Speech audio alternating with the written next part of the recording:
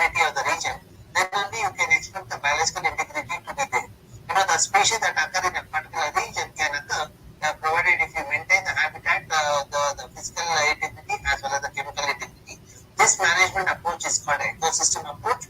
So now let me give an example of if we alter the physical integrity, what is the kind of the cost we have to pay. Now when you look at any landscape, there is we can assess the status of the landscape through a land cover or the land use. Now the way the land cover in the region decides the functional aspects, that could be the nutrient cycling, hydrological cycling, etc.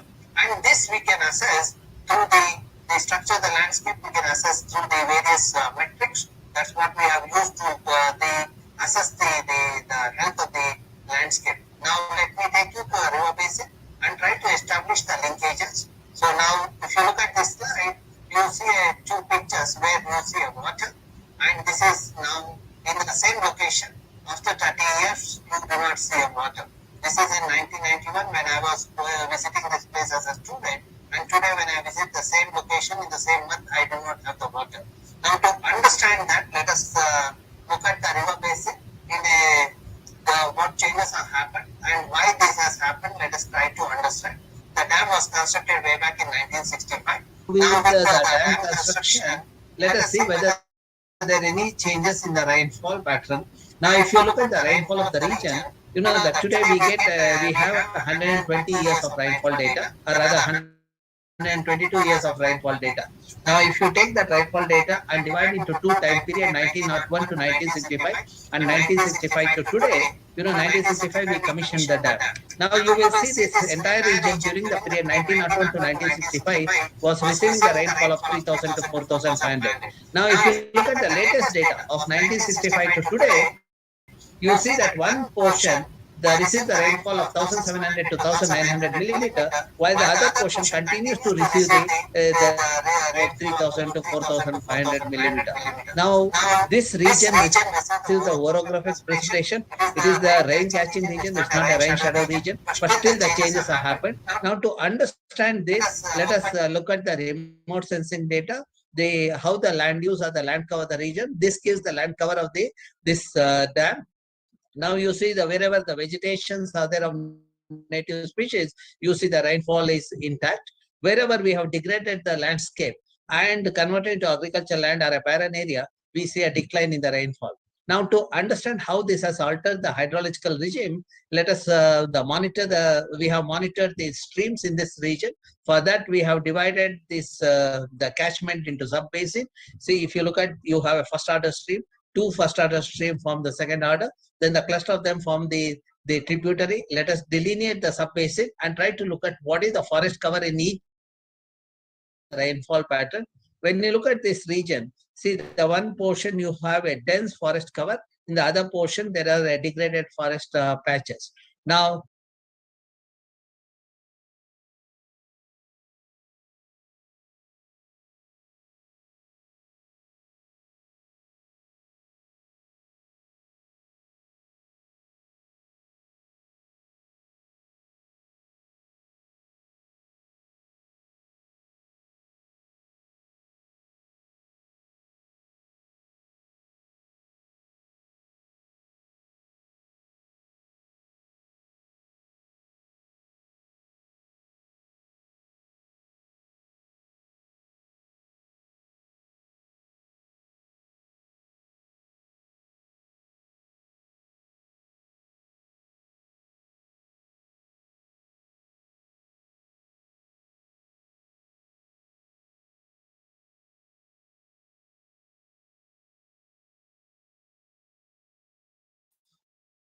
the streams are categorized as if there is a water for 12 months, if it is water for 8 months, it is categorized as B. If it is for 6 months, then we have graded as C. And if it's only during monsoon, it is as D.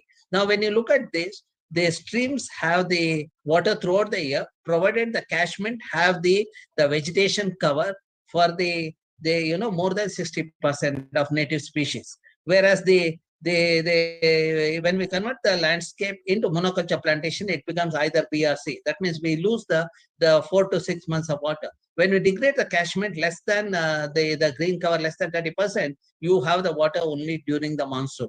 So now if you look at the previous presentation when Sanjay Gandhi National Park, there was a mention about the lake and the catchment area. See, that is where the catchment integrity is important to have the water in the lake. That is where we need to analyze this thing from the total perspective. So now let us look at how did they do the experiment. We deployed the sensors to understand how much water get into the underlying layer during the season and how much water flows laterally during the post-monsoon. So now when you have the forest of native species, because they are diverse, the roots are diverse. Because the roots are diverse, the microorganism in the soil become diverse. When the soil has a diverse microorganism, soil becomes porous or permeable, which is evident from the lower bulk density of the soil also. Now, when the soil is porous, it allows the water to percolate, it fills this zone, then it fills the vadose zone. Then at the saturation of these two, you will see the water flowing in the stream. Now, after monsoon of 4 months, the water that is stored in this region move towards the lake or river for the next 4 months. During the summer, the water flows laterally toward the thing. This we call it as a base flow. Now, if you look at the region, you see in the region where the forest cover is of native species, you have the infiltration as high as 60%. Wherever we have degraded the catchment, you do not have sufficient water, it cannot meet the demand also. Now we have analyzed what is the water requirement for the agriculture, horticulture, etc. This bar graph shows that the demand in the various sector, and this shows the water availability in the region. Now you see wherever forests are there, demand for water is higher, but it meets the requirement. Wherever forests are not there, demand is there, but there is not sufficient water. This is what we need to learn. See, if you are talking about development of the region, you have to sustain the water. To sustain the water, you need to maintain the catchment integrity also. Now, let us look at this, the linkage between the land cover and the availability of water. Here we have mapped the region where the 12 months water is available. Here it is the 8 months. The yellow are 6 months, this is 4 months. Now, when you look at the land cover, wherever the forests are there of native species and contiguous, you have 12 months water. Wherever forests are fragmented, depending on the level of fragmentation and monoculture plantation intrusion, you have 8 or 6 months of water availability. Wherever the degraded the landscape is there, you have water only during the 4 months. Now, if you want to understand how it affects the livelihood of the farmers in the region, farmers in this region, if they have the revenue of 1,54,000 rupees per acre per year, while the farmers in this region earn 32,000 rupees per acre per year. The main reason is 1,54,000 because the farmers can grow the cash crop or a multiple crop, while the farmers in this region can grow only one crop because the water is available only during 4 to 6 months. Another important thing we studied that has come out of our study is in this region, you see that there are presence of higher pollinators. Because of the efficient pollination, the yield of the crop is higher in this region compared to this region. The farmers in the vicinity of the native forest, if they are getting for example, the paddy as the 12 to 14 quintal per acre, the farmers in this region get only the maximum 8 quintal per acre. That means understanding the supportive capacity of the region, you should be able to also assess what is the kind of the benefit people get in the region. We have done this comparative assessment in the district across the 4 river basin, which is available in the current size. Okay. Now coming to the topic of today, we have looked at the ecological carrying capacity, which involved, we looked at what is the ecosystem extent, what is the condition of the ecosystem, then what is the condition of the ecosystem in the terms of fragmentation of the forest. Is there any question? And see, we have looked at the ecosystem condition. We have assessed the fragmentation of forest and also the species-based criteria. Then we looked at what is the services provided by the ecosystem. Then finally, we have identified or mapped the ecologically susceptible region, which is what it indicates the carrying capacity of the region. Then what kind of development the district should have, we have suggested at the decentralized level. Now, to assess the ecosystem extent, let us look at the district. This is in the northwestern part of Karnataka. It has three agroclimatic zones. You can see the coastal, hilly, and plains. And the region is has a dense network of the streams. There are four major rivers, and the two are dammed, two are not dammed. If you want to assess what is the implication of the dam, you can do the study in this district. This gives the topography, then the slope, and the drainage network. So then this is the population dynamics. So because of the availability of geoinformatics, we can do the assessment at the village level. This gives the vegetation map of the region, which gives where the evergreen forest, deciduous forest, and the moist deciduous forest, dry deciduous forest. See, now to they collect the flora and fauna data. What we did is this: the study region is about 10,000 square kilometer. We have done the sampling. We divided the district into the 5 minutes by 5 minutes grid, or a 9 kilometer by 9 kilometer. We have chosen the representative grids. Grids are chosen based on the agroclimatic zone. These are the three grids to represent the coast. These are the grids represent the hilly terrain or undulating terrain, and these are the plains. So now, when we choose that, we will have the transect-based quadrant to do the quantification or the assessment of flora and fauna. So now, to see the land cover in the region, we have used the temporal remote sensing data. So when you generate a false color composite, you see the heterogeneity. The corresponding to the heterogeneity, we have collected the attribute information from the field. Now you see these are the heterogeneous patches, what you see in the FCC. You load those polygons in the GPS. When you go to that location, it will be so that you can note down whether it is a forest or agriculture, etc. This is a supervised classification approach. That is what we have adapted for classifying the remote sensing data. Now, when we look at the biodiversity of the region, as I said earlier, if you choose the grid, we lay a transect and waste quadrant. You have 20 meter by 20 meter for mapping the tree species and also the girth of a tree and the height of a tree. Then within that 2 5-meter quadrants, and within that 4 quadrants of 1 meter each for the herbs. This 2 5 meter is for the shrubs, and these are for the herbs. Then we leave the gap of 20 meter, and again we put the quadrant. We continue this process as long as we have the no new species. This one, when you do not get any new species, you will they stop your exercise. That means you have reached the threshold. That's how we do the quantification of the flora as well as the fauna. When we encounter any stream in this one, we have done the monitoring during the month to find out what is the quantity of flow and the quality of flow, and also what is the water quality and the diversity of species. Now, this is the region, with the diverse vegetation. Then this gives a picture about how we do the field work to collect the field data. And we have done the temporal remote sensing data analysis for the various decades. Now, we have followed the standard protocol. Using the remote sensing data, we collect the field data, then use the supervised classifier to do the classification. These are the various years of the data we have they use for finding out the temporal the dynamics or the land cover dynamics in the region. This gives the flora and fauna. These are the various the grids where we have compiled the flora details and also the fauna detail. Then we have grouped the fauna based on the IUCN criteria as the endangered and critically endangered categories, etc. Then we have done the valuation of the services. When you talk about the services, you have the provisioning services. These are the tangible benefit what you get from the forest. The regulating services, they're like the soil, the fertility, carbon sequestration, the water regulation, etc.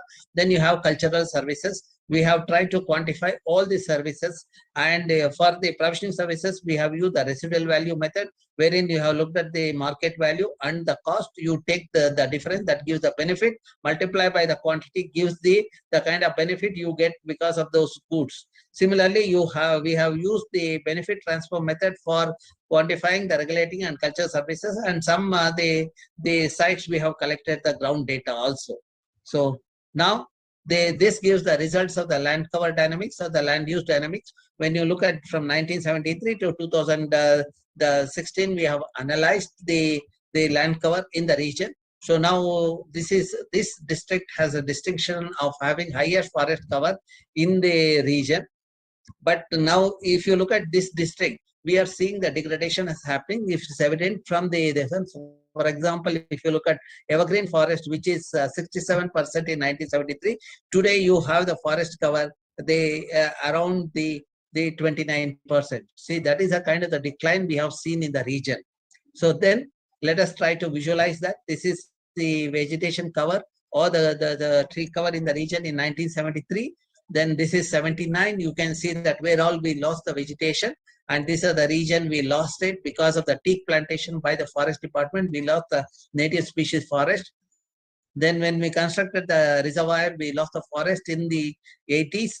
Then the 90s, the 2010, 2016. Now, when you look at during this time period, what is the kind of the forest cover, you can see the decline that has happened. You can see that with the time, how much forest we have lost. This is this kind of the availability of remote sensing data with the various algorithms. You should be able to analyze it. Today, this capability has increased by manyfold. Today, we have the big data with artificial intelligence and machine learning. There are various algorithms which are robust. One can use that to do the same job at a much faster pace. Okay. Now, we also analyze the condition of the ecosystem. That is where through the fragmentation, as we all know that when the contiguous forest is if you have in between the agriculture, etc., that is the fragmentation. There are various levels of fragmentation. Using the metrics like the PF, PFF, etc., you should be able to quantify the level of fragmentation. Now, how do we do this analysis? As you all know, the remote sensing data is nothing but the picture. It's a collection of pixel or the grid. So we choose the 5 by 5 grid. So they find out number of forest pixel to the total number of non-water pixel. Then similarly, we find out PFF, number of pixel pair in the cardinal direction to the total number of the pixel. That is where you compute PFF. That gives the whether the forest is contiguous or fragmented. If it is fragmented, what level is the fragmentation? If PF is 1, that means it's the interior forest. That means the entire region is covered with green. If PF is less than 0.4, it is a patch forest. PF is greater than 0.6, it is a perforated forest. That's how we have quantified the various levels of degradation. Now, when you look at 1973 to 2016, you can see how the degradation has happened. You see more and more patch and edge forest have come in the district. So this district is supposed to be conserved, and it is the district are highest forest cover. Even in this district, we see this level of degradation happening in the region. So then when we looked at how we are losing the forest, one of the causal factors is encroachment. When we do the encroachment mapping, we see that almost every household in the district have encroached the forest. And this is the region where Anshi, the Untitled Tiger Reserve is there. So there is not much the encroachment. That is where we need to identify the ecologically sensitive regions and have to have the stringent conservation measure to prevent the degradation of the ecosystem. Now, this is one of the causal factor. The next causal factor is there are many large-scale projects have come into the district in the name of development. About 62,000 hectares of forest land has been diverted for various purposes. But the decision makers at that time didn't visualize the implication of having such projects in the ecologically sensitive district or the district supposed to have a good forest cover. So now to give an example, if you look at this is the land given for the Kaiga project, over a period of time, you see that the entire region has become a town. So, or if you take up the Dandeli paper mills, the small area was given to the forest. When people gave the approval, they thought that they are giving a small patch of land for the industry, for the development. But because of this industry that has come up in the region, gradually the transition in the land has happened. We have lost the forest. That means, see, the development is required, but where we have to decide that. See, not in the ecologically sensitive region where the rivers originate, we should not have this kind of a catastrophic developmental path. Okay. Then we looked at the energy in the region, the solar energy. If you look at we have the observatory at the Karwar, and also now today you get the data also available. The simulated data is available. We downloaded the simulated data which is available at NASA website and looked at with the ground the measurement, and they are comparable. That's what we have used the data to assess what is the solar potential, the month wise. So that is you can see that this also gives you an idea about what kind of the technology you can have in the district. And we also did the mapping of the rooftop. See, the people require about 200 to the 200, 150 to 200 units of electricity. That means they need to have the rooftop of about at least the 200 square feet. Now, when we do this, the house, the rooftops are about 1,200 to 1,400 square. So that means there are sufficient rooftops are available to harvest the energy. Though this district has many hydroelectric projects, the people in this district still do not get the continuous electricity. By having this kind of renewable energy at the local level, they should be able to meet the requirement. Then we have assessed what is the kind of potential that is available in the district at the village level. Then we looked at the wind, this one. You see that when the solar is weak, the wind velocity is higher. That means by having the integrated system, you can meet the energy requirement of the region and you can supply to the neighboring district. This gives the wind speed at the month wise for the district and also the annual average. Then we looked at the bioenergy in the region. So we look, since we have done the land use analysis, we could find out what is the bioresource available from the forestry and from the agriculture, and we did the ground data collection for the livestock. From that, we found out what is the biogas potential in the region. So now when you look at, we have quantified these are the various resources from forests, plantations, and agriculture. And we have looked at the demand also. When you take the ratio of this, it will give you an idea whether the resources are sufficient in the region, whether there is a scarcity in the region. Now, in this part of the district, the ratio is about 1.5 to 2, while in this, the ratio is less than 1. The less than 1 means there is a scarcity of resources. Then when you look at even today, 80 to 85% of the people in the district depends on the fuel wood stoves for the domestic energy.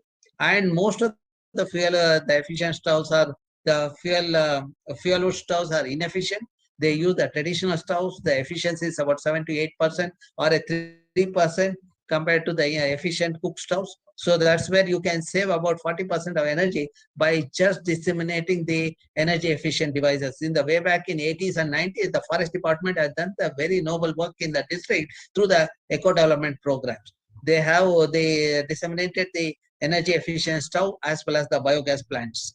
So now we also looked at the hydro potential in the region, the mini micro hydel. These are the various the location where you can have the mini or micro hydel project or the runoff river project without affecting the forest. This is the kind of the project one should have in a district where the natural resources are high.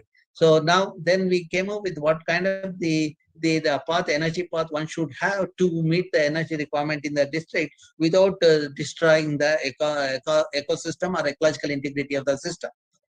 Then we also looked at, based on the various topographic parameter, rainfall, etc., considering the causal and triggering factor, we also have modeled where all the landslide is happening, because this is a region with a highly undulating terrain.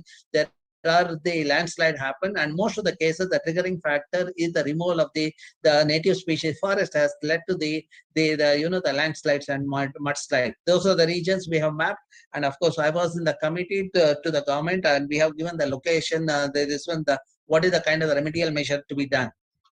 Okay, then we have looked at the aquatic ecosystem. As I said earlier, we have 4 river basins. We have looked at the water quality. We have done the physicochemical analysis, and also we have used the bioindicators through the food chain in the aquatic ecosystem, wherein we looked at the diatoms, the zooplanktons, the small fish, the fish, and the birds. So the couple of students have worked on this aspect. There are one thesis based on this aspect. So now, if you take one example of a river basin, we have taken the stream where we have done the hydrological, the monitoring, parameter monitoring, and the physicochemical, the parameters. We collected the water sample and we have analyzed the water sample. Now the question arises where to collect the water sample. What we have done is we have done the sub-basin wise the categorization, and we have selected the sample so as to represent the each sub-basin. And then also when you do the land cover analysis, you can find out what kind of the input get into the water or the river or a stream. That's how you can assess the water quality, and also you can say that why the quality is changing. So then, say when we take the stream, we collect the pebble, we rub the pebble so that we get the diatom sample, we prepare the slide, then we analyze this one based on the composition of the diatom. We have the diatom indices. Based on that, you can say whether the the water body is polluted or contaminated. This is one of the economical method which we have developed for monitoring the streams in the region. Now, when you, to summarize what I said so far, this gives the network of the stream network. This gives the false color composite of the Kali River Basin. This is the land use. This is the rainfall pattern. And when you do the field work, you will know that what kind of external input is coming, whether the industrial effluent is coming or the agriculture runoff is coming in the region. Based on that, we have monitoring. We have categorized the region as the highly polluted, severely polluted, and moderately polluted, and the least polluted region, or the no pollution. Now, based on the field condition, you can also say that why the pollution happened in this region. The raw sewage of the Hubli town comes to this river. That's how it gets polluted. There are industries in this region are generously letting the untreated effluent into the stream. That's why they are polluting this. While doing this kind of study, we also have documented the new species of diatoms in the region. Then we also looked at the frogs in the region. We call the frogs as amphibians. So based on the IUCN criteria, we have categorized the amphibians, and based on that composition, species composition, etc., we have categorized where all the hotspots are there. These are the local hotspots of biodiversity in the region. So now, suppose if there is, as we all know, we call the frogs as amphibian because there are two stages in the life cycle. The first stage is a juvenile stage or a tadpole stage, which requires the water. The second stage is adult stage. Now, if there is no water in the stream, what will happen to the frog? If you want to understand that, see, that is where when we talk about carrying capacity, which are the taxa can survive in the system when there's a scarcity of resources. Also, you can, in the textbook, we have understood the supportive capacity, assimilative capacity, and all those things. So now, when you look at the nature, you can learn from that. See, this particular species of Philetus leucorinus, it bypasses the tadpole stage. Just because the stream has become seasonal, and to continue the progeny, they have just bypassed the tadpole stage. That is how they have bypassed the water requirement. So now, say, in 14 days after the fertilization, we saw the younger ones emerging out. Now, my understanding is that with the warming of the earth and the changes in climate is happening, one of the implications is the water scarcity on the earth. With the scarcity of water, the no humans can they survive on the earth. The people who talk about development, people who talk about conservation, all of them will go. So only this kind of organisms will survive. So the next example we can learn from is this fish. These are the two species of fish which we have described from the Shravati River Basin. They have the medicinal value. Now, this fish, if you bring it to Bangalore and try to culture it, that medicinal property of that fish you will not get. That means to have the medicinal property, you need to culture that in its habitat. Where for the stream to have the water throughout the year, you need to have the catchment with the native species. That means this gives the linkage between the aquatic and the terrestrial biodiversity. Now, these are the kinds of some of the indicator species we assess to find out what is the ecological integrity of the region. Okay. Now, let us look at the services provided by an ecosystem. We have looked at the tangible benefit. We have collected the data from the field as well as from the forest department, the timber, NTFE, etc. And we have also collected the cost from the forest department. The price minus cost gives the seniorage value. That data is available in the forest department records, which we have collected. We have used that benefit value to quantify the kind of benefit we get from the forest. When you do that, in the Uttara Kannada district of 10,000 square kilometer, every year we get the services worth 9,282 crores. Now, if you take the scenario 2, where we have included the carbon, the oxygen production, it amounts to 11,000 crores per year. The scenario 3, where we have included the wild fruit, which gives the 15,000 crores per year. So that is how we have done the valuation of the ecosystem services. Now let us look at how the GDP of the region is calculated.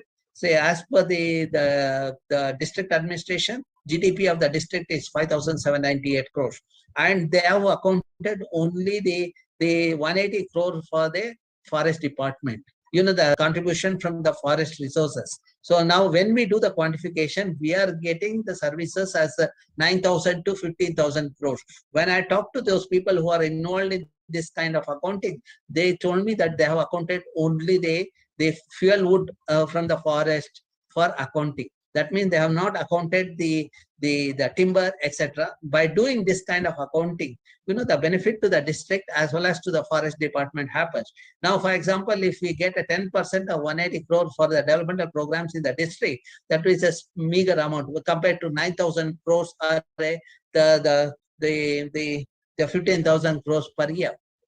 Now let's look at the estuarine resources in the region. As you all know that there are 5 rivers. These are the 5 estuaries in the region. 2 rivers are dam and 2 are not dam. So you can make the comparative assessment of the productivity of the estuary with the dam and without the dam. So now when we do that, the Kali and the Sharavati are dam, while the Aganashni, which is a relatively smaller compared to the Kali, this one, and Beti is another river. So now when you look at the kind of goods what we get from this estuary, you get fish, you get sand, salt, and the fishery product. So when you quantify that, you will see that in the Kali estuary, per year, you will get per year, per hectare, 2,40,000 rupees, whereas the undammed Agnashni estuary gives about 11 lakh rupees per hectare per year. This also illustrates the implication of the dam on the downstream. If you look at the Sharavati, the estuary, the Agnashni estuary supports 7,000 families. That means 7,000 families are getting the fish and the job without the government investing anything. In the name of development, we constructed a dam here, but we didn't manage the dam. In the process, the fish productivity in the region has come down. And second thing, what we studied in this region is the fishermen, if they put effort and harvest in a 10-hectare area, they get whatever the goods they are getting per day. While in this Kali or Sharavati, they have to go at least 130 to 150 hectares. That means the effort has gone up manifold, and at the same time, the yield has come down.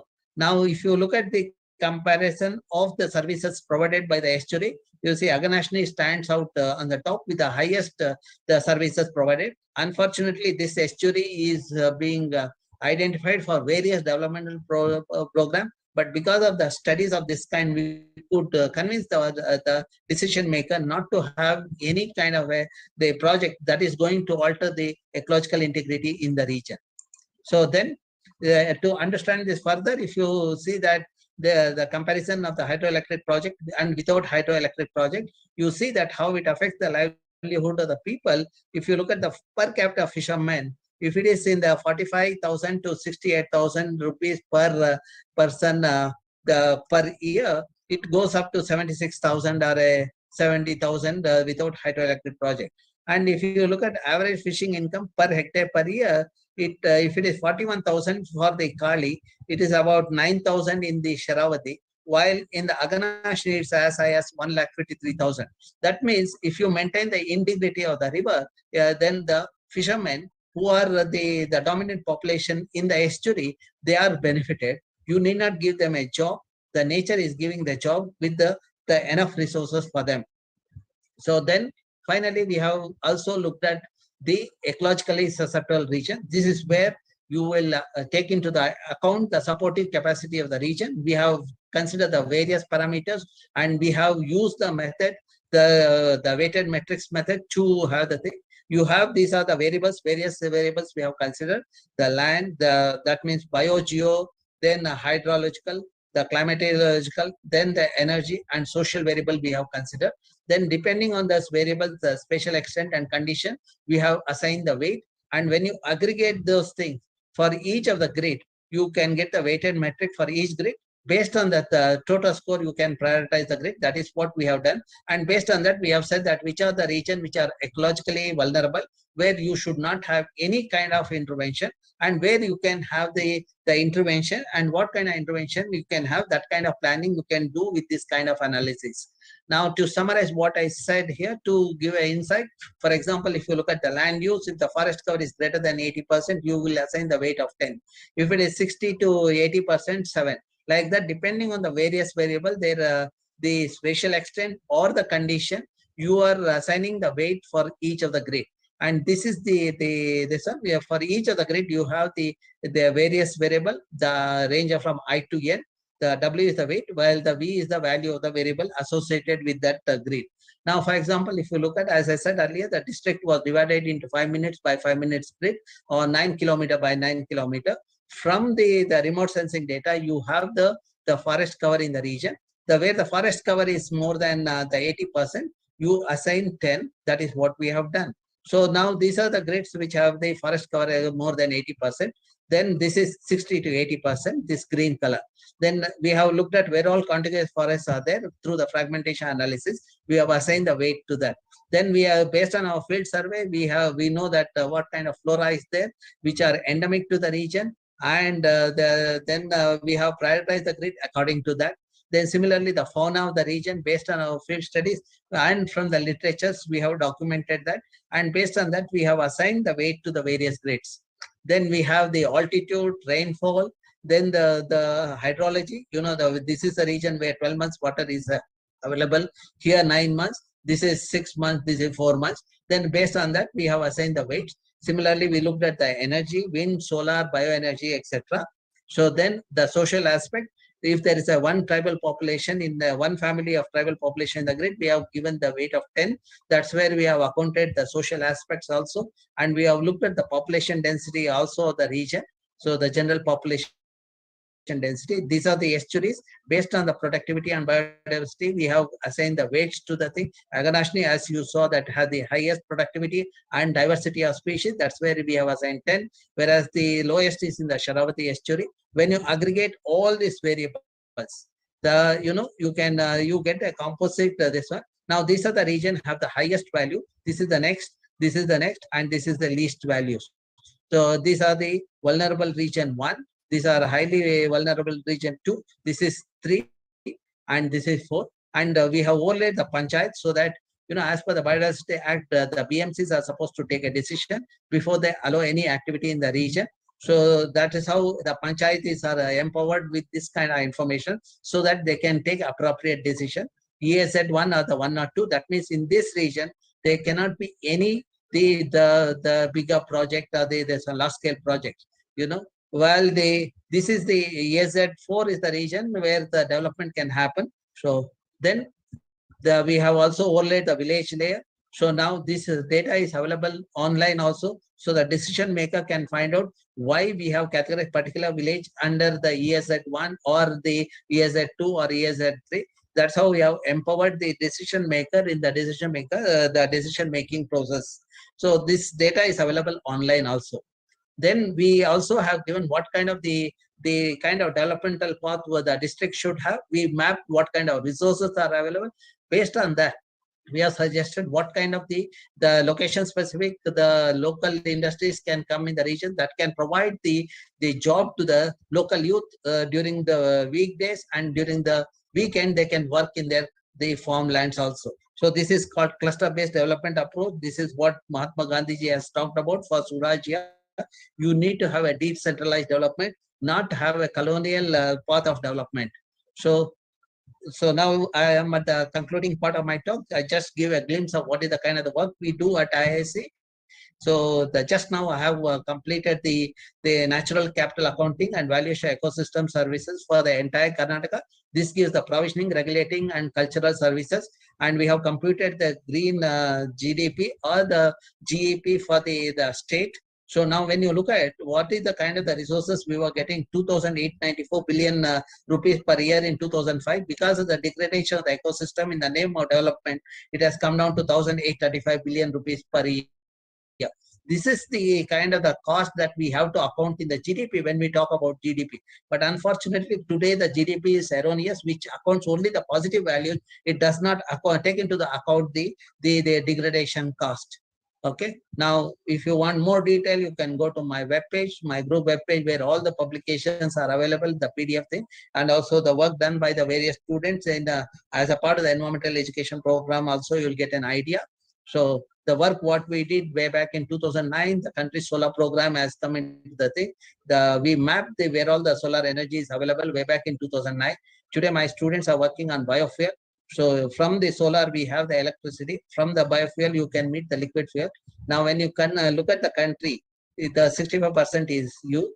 So if you harvest all these three optimally, you can have the developed country with a sustainable development. That is where this kind of research helps. Okay, so this is a group of youngsters who have been working with us, and their contribution, we could do this. Okay, thank you very much. Ashwini.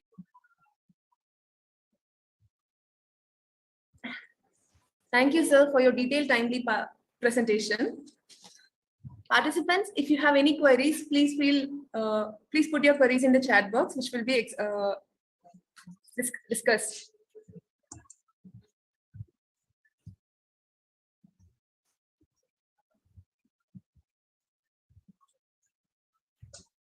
I have a question for Dr. Goenka.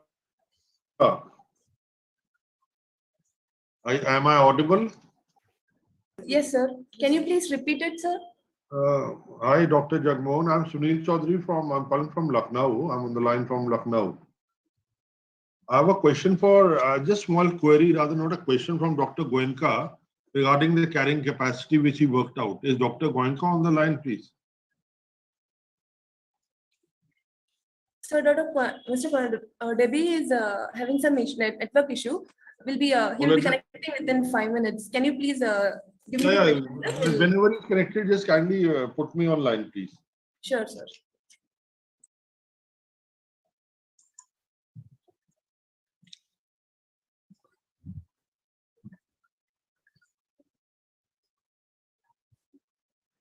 Can we stop sharing the screen from Professor Ramachandra?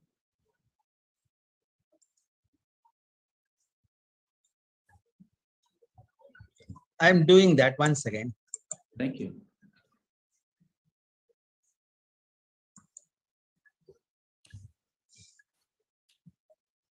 Any other questions meanwhile?